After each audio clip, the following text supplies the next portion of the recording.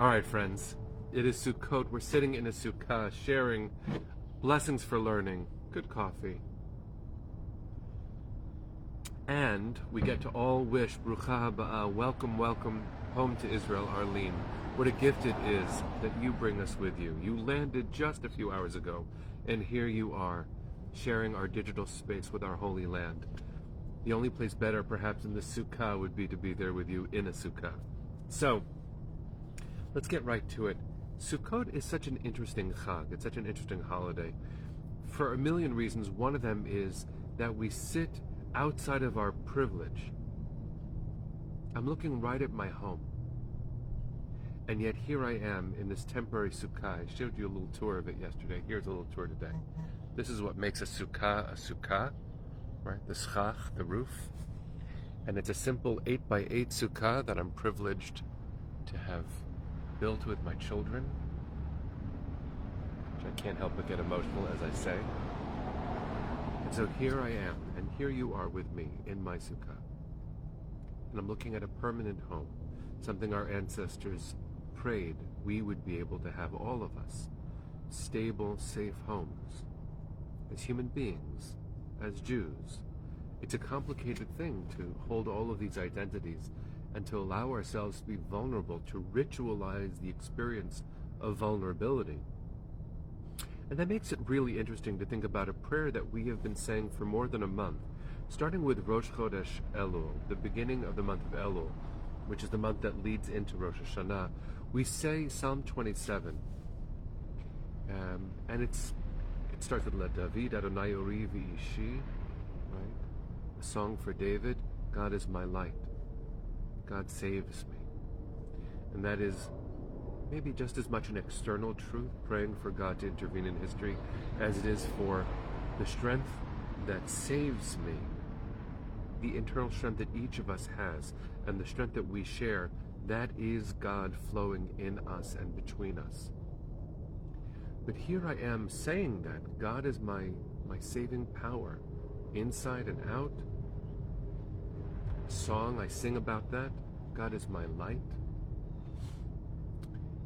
And the paragraph of Psalms continues and says, Ki yitzbeneni b'sukkot b'yom ra'ah, because God hides me in a sukkah on a bad day.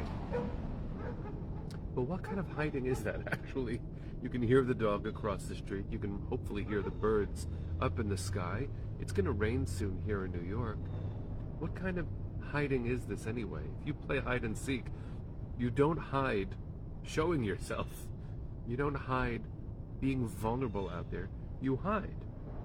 When you look for shelter, you look for a roof that will not leak, and yet kosher schach, in order for the schach to, count in some legal, spiritual way, needs to let the rain in, see the stars. So what are we saying when we say, God, hide me in your sukkah on a bad day? It's related to how every night we pray, Ufros aleinu sukkah shlomecha. God spread over us a sukkah of peace. Why a sukkah? And I remember teaching about this from one of my rabbis, one of my mentors, Rabbi Neil Gilman of blessed memory. He talked about that sukkah as a symbol of vulnerability. We invoke it because, in fact, that's as good as it gets.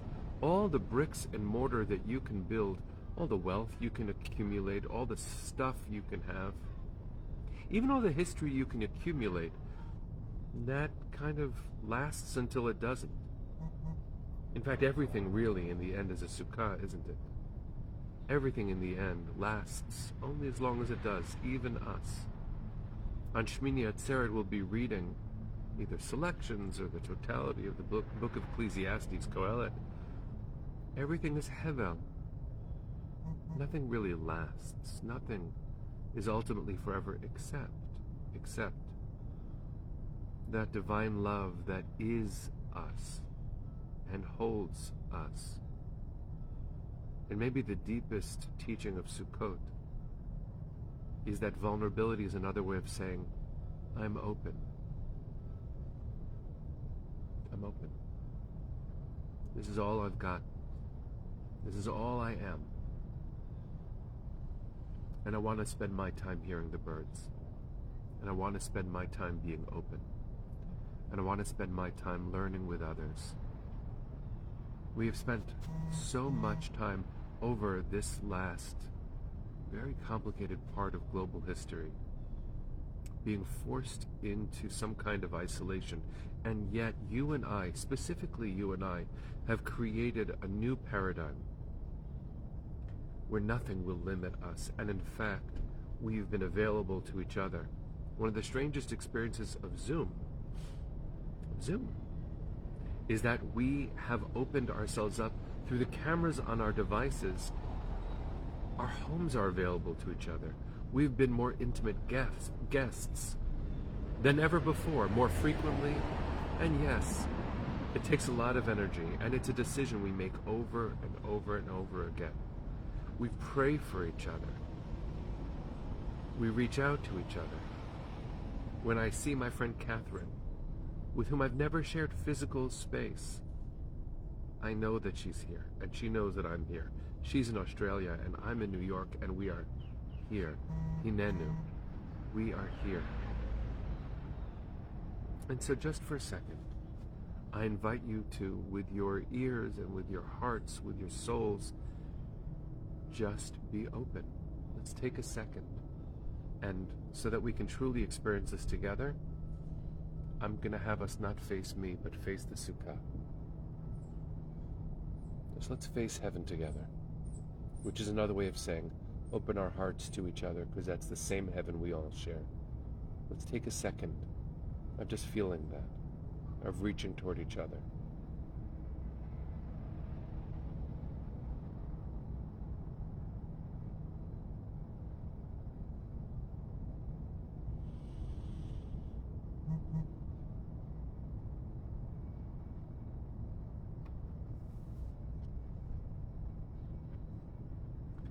I want to bless you, friends. We don't have a lot of Sukkot left, because today's Thursday, tomorrow begins Shabbos, and yes, that is Sukkot. But it feels like it leaves so quickly. I had this experience at the end of Yom Kippur.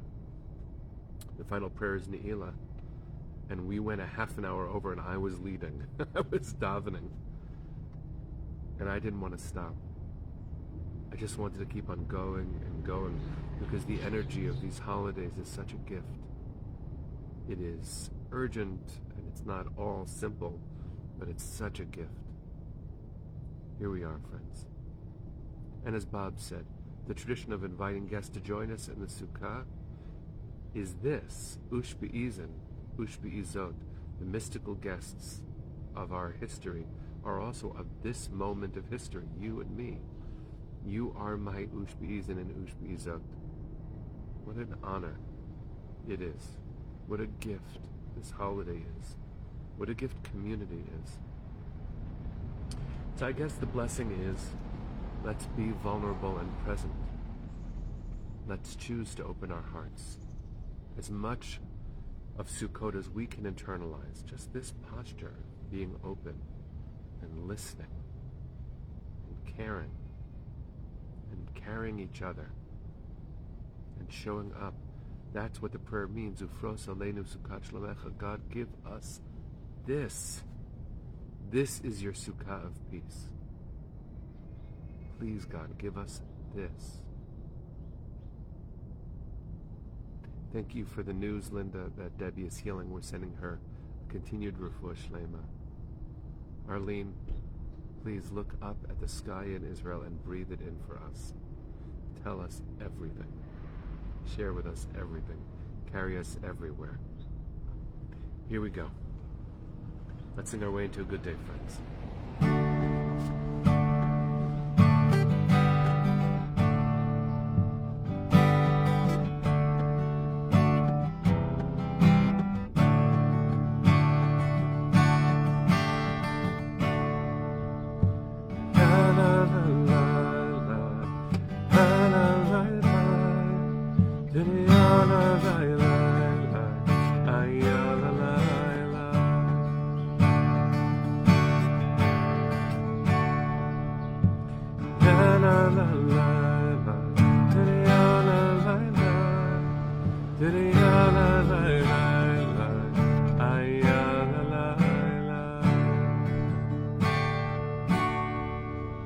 Bless you all, friends. Chag Sameach.